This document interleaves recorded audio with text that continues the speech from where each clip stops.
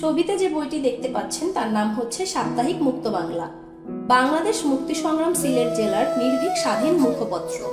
20 September 1971 থেকে 20 November 1971 প্রকাশিত হয় মুক্ত বাংলা 9টি সংখ্যা।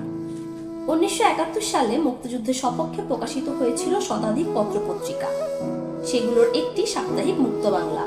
ভারতের আসাম প্রদেশের করিমগঞ্জ থেকে আবুল হাসানাত এবং সিরাজুল ইসলামের উদ্যোগে এবং সম্পাদনায় কাগজটির সূচনা সংখ্যা প্রকাশিত হয়েছিল 20 সেপ্টেম্বর 1971। ট্যাবলয়েড সাইজের 4 পাতার এই কাগজটি ধারণ করেছিল মুক্তিযুদ্ধের উত্তাল দিনগুলোর সচিত্র বিবরণ। মুক্তিযুদ্ধকালে এদেশের মানুষের ওপর যে জুলুম, নিপীড়ন, খুন, হত্যা সংঘটিত হয়েছিল, পত্রিকাটি ছিল তার প্রত্যক্ষ সাক্ষী।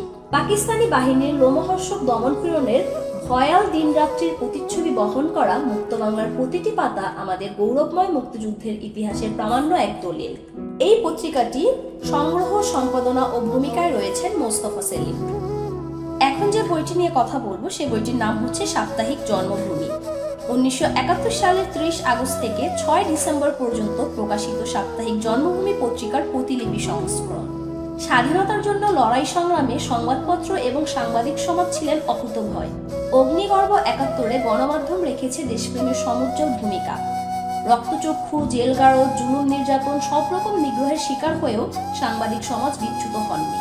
মুক্তিকামী বাংলার মানুষের আবেগ এবং স্বপ্নের সঙ্গে একাকার হয়ে তারা লিখেছেন সংবাদ, সম্পাদকীয়, উপসম্পাদকীয়। পত্রিকাটি ছিল মুক্তিযুদ্ধকালে প্রকাশিত শীর্ষস্থানীয় একটি সংবাদপত্র। প্রায় 1.5 লক্ষ কপি প্রকাশিত হয়েছে এর প্রতিটি সংখ্যা। এই পত্রিকাটির সংগ্রহ, সংকলন, সম্পাদনা ও ভূমিকায় রয়েছেন মোস্তফা সেলিম।